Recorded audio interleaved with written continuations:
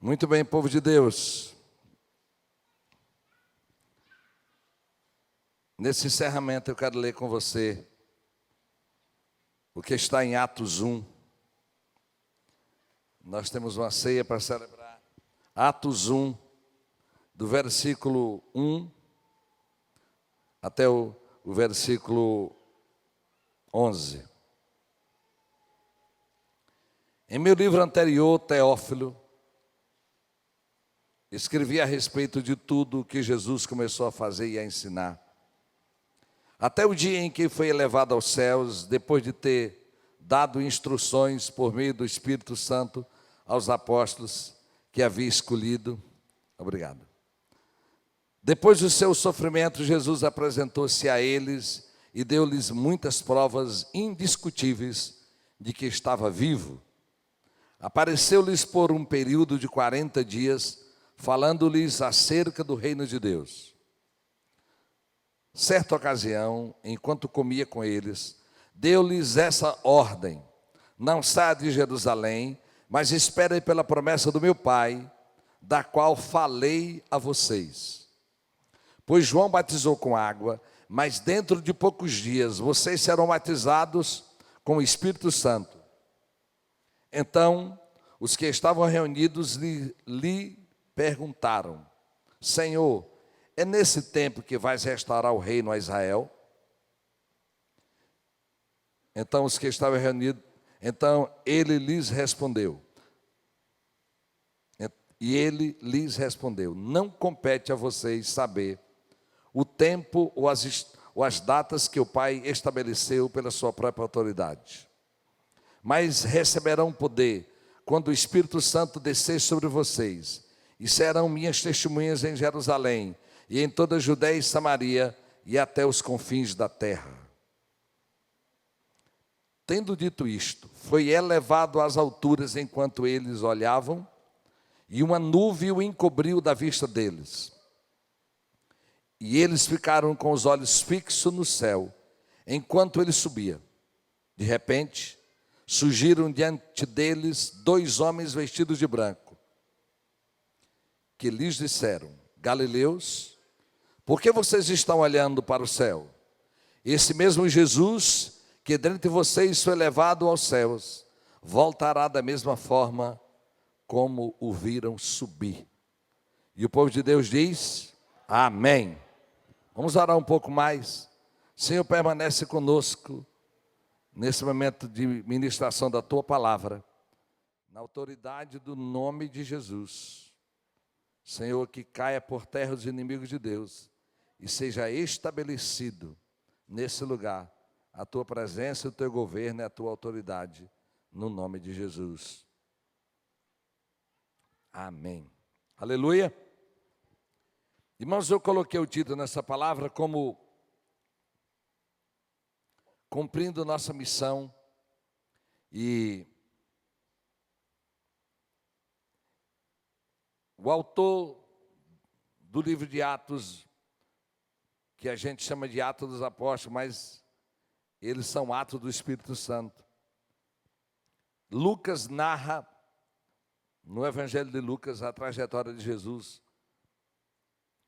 até a sua morte e ressurreição. E agora ele escreve a esse amigo dele, chamado Teófilo, o livro de Atos de como o Espírito Santo continuou após a subida de Jesus. E há 2 destaques nesse texto que eu quero ressaltar com os irmãos nessa noite, nessa tarde de noite.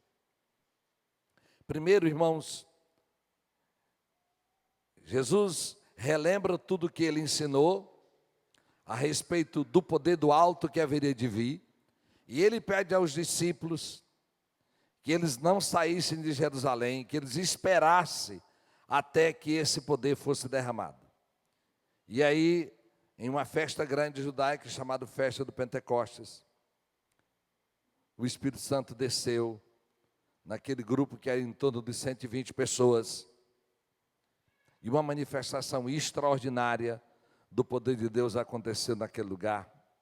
Cada um deles começou a ouvir na sua própria língua Era em torno de 9 horas da manhã, e as pessoas achavam que eles estavam bêbados. Foi a profecia de Joel se cumprindo ali naquele lugar. Jesus disse que esperassem para que eles fossem revestidos de poder. Irmãos, essa espera aconteceu e ela chegou. E no versículo 8, ele vai dizer para eles: mas receberão poder. Quer dizer, no versículo 7 ele diz que eles esperassem que haveria de chegar ao poder. E no 8 ele diz: vocês receberão poder quando o Espírito Santo descer sobre vocês. E olha aqui, irmãos, ele já desceu. Aleluia, ele já desceu. E todos aqueles que creem em Jesus, o Espírito Santo faz morada, e esse poder, esse batismo nele está acessível a todos nós.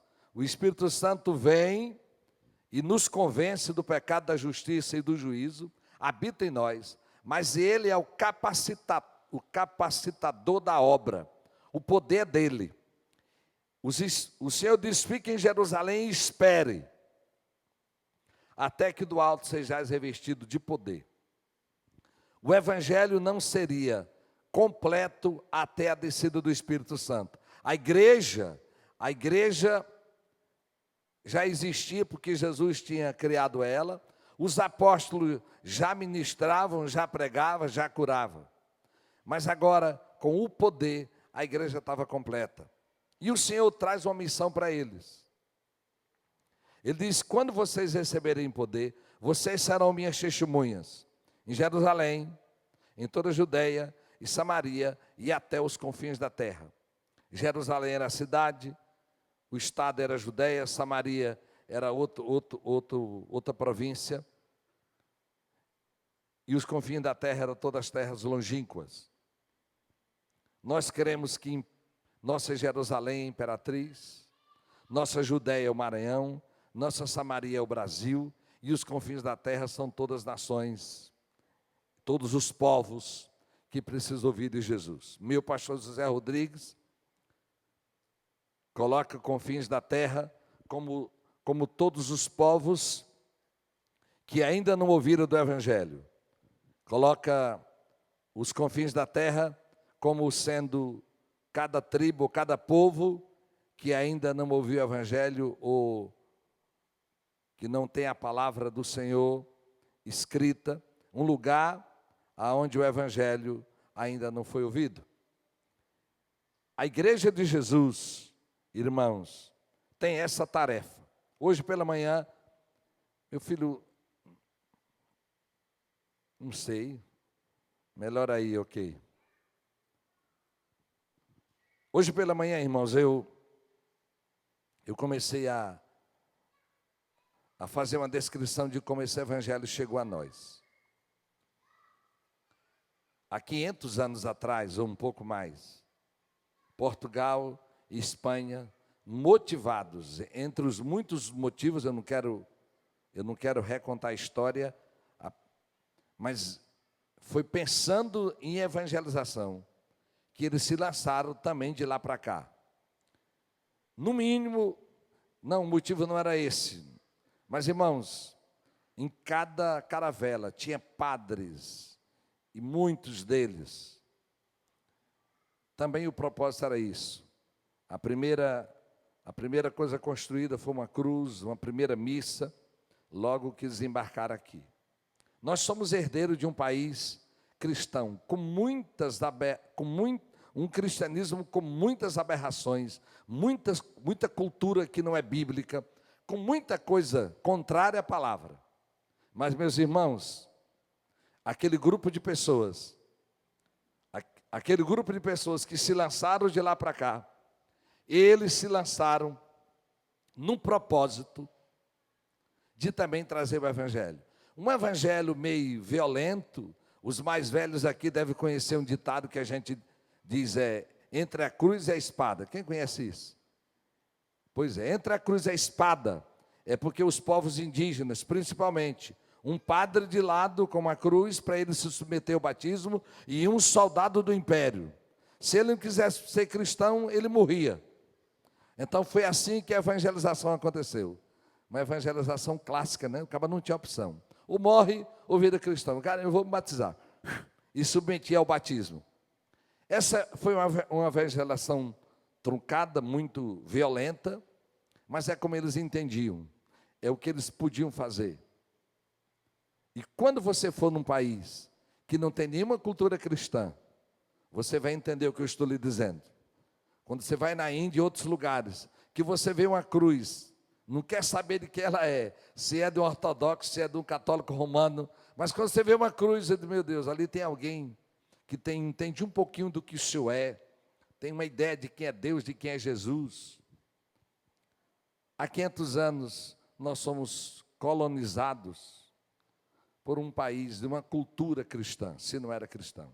E tem na média de 140 anos que os evangélicos chegaram na nação. Os primeiros a chegar aqui foram os congregacionais, muito parecidos com os batistas.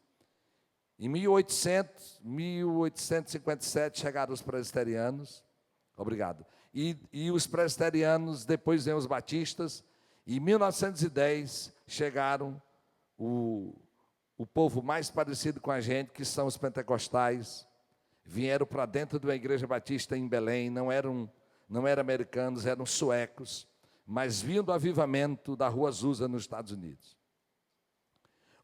E de lá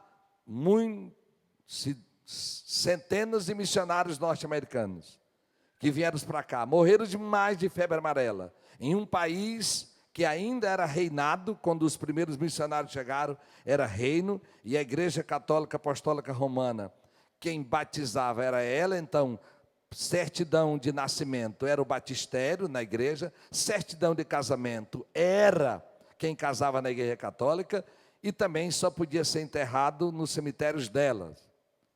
Crente naquelas primeiras décadas, antes de a gente virar república, a gente não era gente, não podia casar e nem podia ser enterrado em algum cemitério, porque era sacrilégio. Com a república, apesar do rei Dom Pedro II ser um bom homem, lia a Bíblia, um homem muito digno, mas nós não tínhamos liberdade para o evangelho. Com a república, começou-se a ter liberdade, mas ainda muito sofrimento. Mas não se compara com o que outros países vivem. Diga comigo, Senhor, eu tenho uma missão. Diga, eu tenho uma missão. E todas as vezes que eu vou em Portugal, eu vou lá no monumento, de onde e o local que eles dizem que de lá saiu os navios para o mundo. Eu digo, Senhor, torna Portugal de novo, aviva. Nós estamos lá com uma igreja, mas tem muita gente pregando o evangelho, para que aquele país que se lançou nos mares a primeira vez, de lá também se torne uma nação genuinamente missionária. Irmãos, os discípulos esperaram, o poder foi dado, e essa missão está sobre nós. Hoje pela manhã, veio um pastor testemunhar, o pastor Glaucio, e ele diz, eu já era missionário antes de ir para as nações. Antes de ir para Moçambique, já era missionário. E eu quero dizer para você, irmãos, essa é a nossa natureza. Nós somos missionários aonde estamos. Aleluia!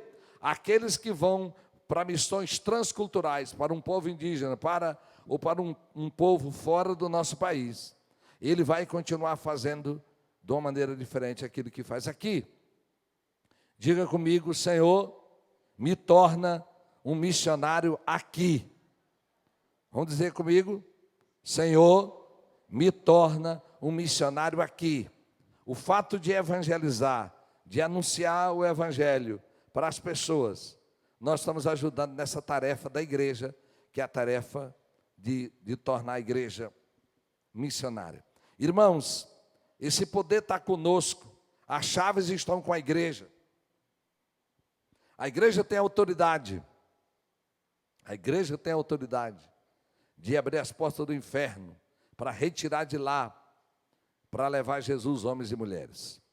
Nós temos uma missão. Quando o Senhor deu essa missão a eles de esperar, e o Espírito Santo está dentro de nós, e na medida que nós queremos, o poder dele estará em nós, os dons dele, então, estão dentro de nós, é Ele que convence as pessoas.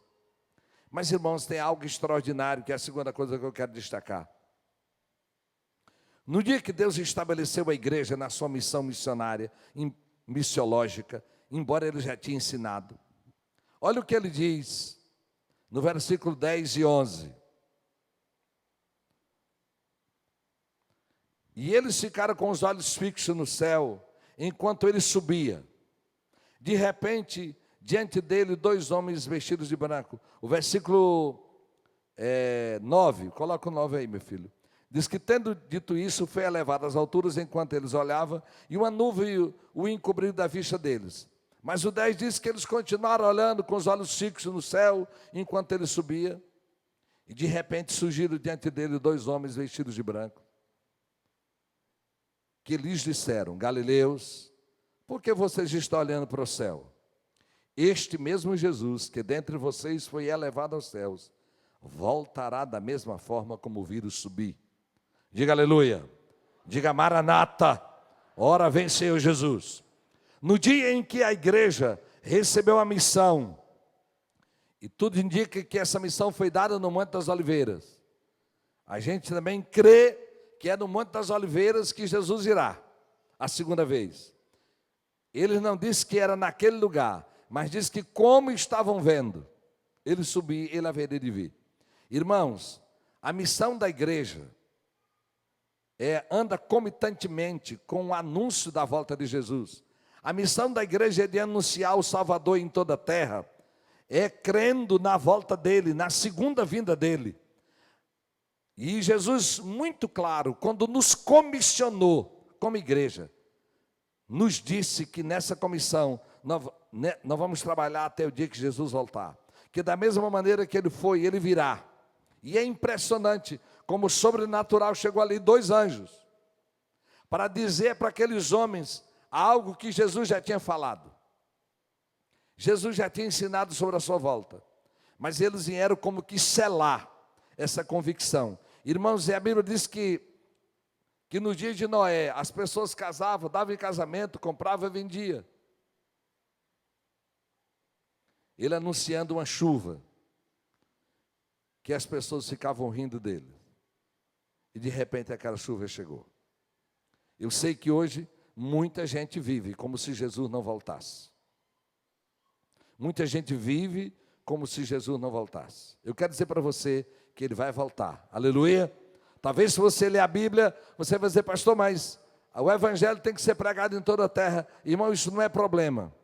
Primeiro, porque tem um Evangelho pregado com palavras, como nós pregamos. Mas tem um Evangelho pregado pela manifestação da criação de Deus. A criação de Deus prega que tem um ser supremo, criador de todas as coisas. Tudo que funciona nessa perfeita harmonia. É uma declaração clara que tem um Deus vivo. Não se preocupe com aquilo que parece que não aconteceu ainda. Se preocupe por várias razões. Primeiro, é porque você pode ir antes de Jesus voltar. Hoje pela manhã, eu fui lembrado do velório do irmão Kleber, antes de eu viajar. O Senhor recolheu, e quando nós estávamos no cortejo para o cemitério, no meu carro, no carro que ia à minha frente, tinha assim: você pode até tentar viver sem Deus na terra, mas será terrível viver sem Ele na eternidade, ou partir para a eternidade sem Ele. Irmãos, a igreja anuncia Jesus, o que perdoa pecados, o que traz refrigério aos nossos corações, que nos dá direito à vida eterna, aquele que nos retira da condenação eterna. A igreja anuncia aquilo que só Jesus pode fazer.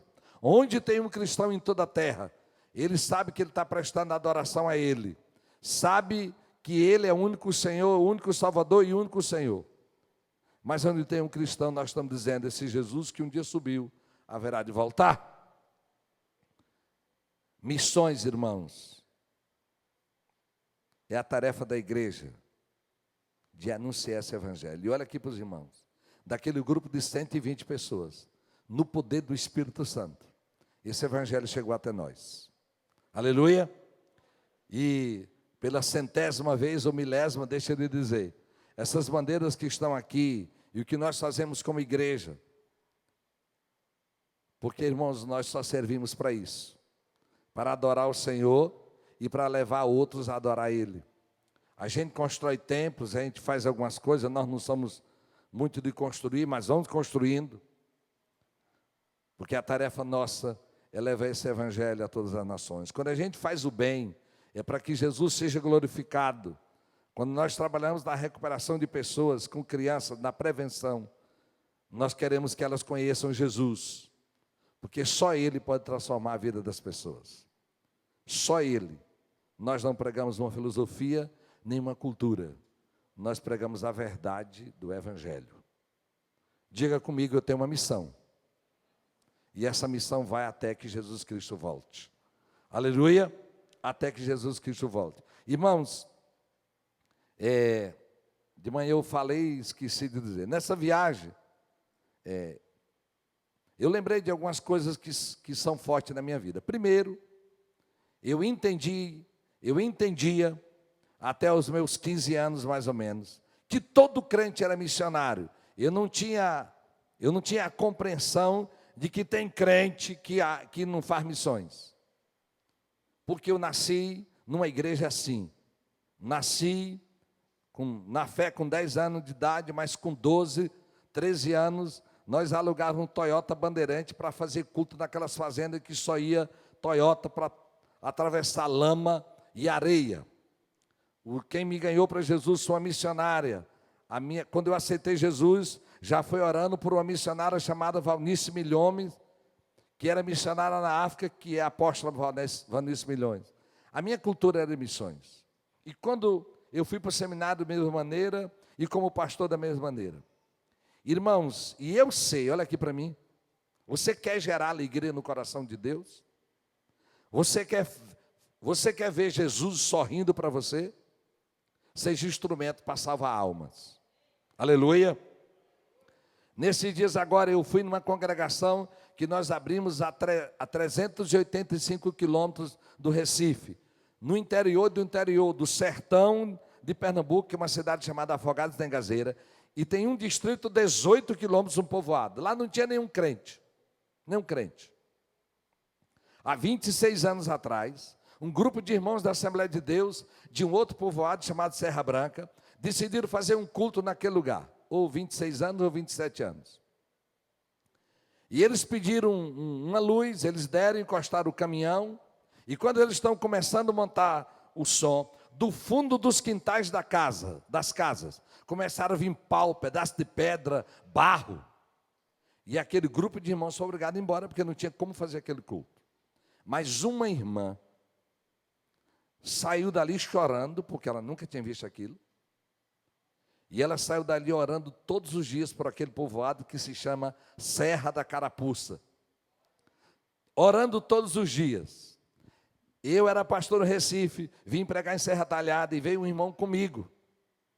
E esse irmão, a família toda é desse lugar. Quando nós viemos, tu estava comigo, amor? Não sei, estava não, veio depois. Nós passamos lá, ele disse, pastor, minha família, vamos fazer um desvio aqui de 50 quilômetros, mas chegamos naquele lugar, já ganhamos 3 pessoas para Jesus. Enfim, irmãos, com 3 meses nós tínhamos ganhado 45 pessoas para Jesus. Já tinha alugado o primeiro salãozinho, alugamos outro salão de festa, compramos um terreno, um grupo de irmãos fizeram um bazar, outro grupo de irmãos americanos mandaram dinheiro. Irmãos, com menos de 6 meses, nós tínhamos quase 90 crentes, e um templo construído naquele lugar, e um obreiro residindo. Aquela irmã decidiu vir naquele povoado, ela quase morre de um susto. Quando ela entrou no povoado, ela viu um templo, uma igreja. Diga comigo, oração tem poder. Irmãos, e quando você trabalha em missões, você sabe que é da vontade de Deus.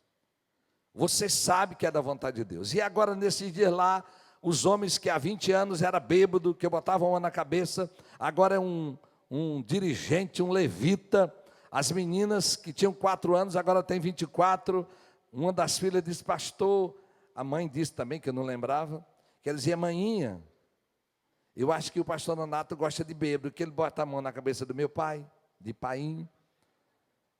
Eu queria que aquele bêbado gostasse de Jesus. Irmãos, aí quando você volta, lá não foi fácil também, muita coisa difícil. Depois que nós começamos a igreja, aquele ano foi o ano de maior seca na região, e eles diziam para nós: são os bodes e os nova seita que vieram para cá, por isso a seca está grande, olha, como se não tivesse seca naquela região. Gente de perder 6 roças, 6 sementes, e muita luta, muita luta. O obreiro um dia nos disse assim: pastor, ore para chover, porque se não chover eu tenho que ir embora daqui. Por uma boca só, todo mundo diz que a razão da seca desse ano é que os novos seitas estão aqui. Irmãos, a igreja começou a orar. E o Senhor mandou a chuva, mas Ele mandou a chuva com inteligência. Eu acho que Deus disse: Gabriel, faz bem feito. Gabriel desceu. Irmãos, uma chuva grande, que encheu o açude do povoado. Uma chuva com um ventozinho básico, que derrubou antena de televisão, fios de energia, derrubou árvores. E o nosso missionário era polivalente. Ele foi numa atitude muito humana, de casa em casa, consertando a antena de televisão, ligando fios, sem cobrar nada, servindo a toda aquela população. Se alegraram tanto que foram tomar banho no açude e lá morreu um afogado. Quem foi buscar? O nosso missionário, que era marinheiro, foi lá no fundo trazer o corpo. E naquela seca, nós arrecadamos 14 toneladas de comida, pedindo de casa em casa. E levamos cesta para aquele lugar, cesta que eles nunca tinham recebido. O amor chegou. E o amor selou o evangelho que já tinha chegado. Olha aqui para mim, nesses dias que eu estava lá, eu pude ver que vale a pena evangelizar. Cada bêbado, cada mulher, a luta continuou. Lá não era fácil não. Vimos a Maria dos Anjos, fizemos, ela Brasilite, o telhado ainda é fininho, o templo, uma casa e um cemitériozinho. Um dia de culto, uma pessoa pegou um tijolinho, daqueles tijolinhos pesados, foi para o cemitério e rebolou de lá para cá. Irmã Maria dos Anjos com um bebê no colo. O Espírito Santo fez ela sair do lugar. O tijolo caiu onde ela estava. Mas o evangelho prevalece, e essa semana eu vi aquela igreja daqueles sítios, uma prosperidade, ninguém anda mais a cavalo, os cavalos agora são motos, carros.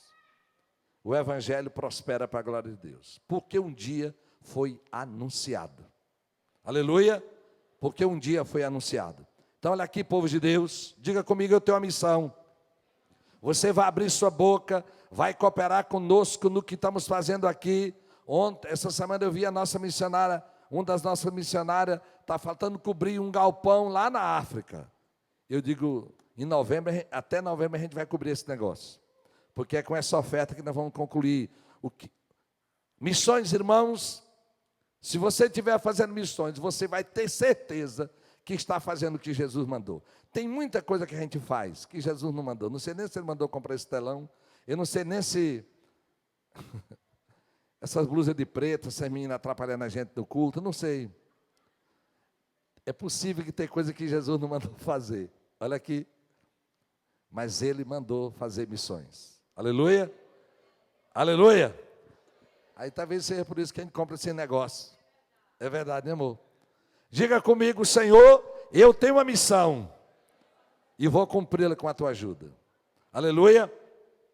Essa missão foi dada no mesmo dia em que ela foi reforçada com a volta de Jesus. Ele não veio ainda, então Ele está conosco nessa missão. Como diz meu pastor Zé Rodrigues, nós fazemos uma obra possível. Diga comigo: nós fazemos uma obra possível. Aleluia. E não se preocupe, porque Ele é dono do ouro e da prata. E na medida em que você tiver voto com Ele, tiver aliança, a obra de Deus vai caminhar. Aleluia. Aleluia. Em nome de Jesus, eu quero que Você fecha teus olhos nessa hora.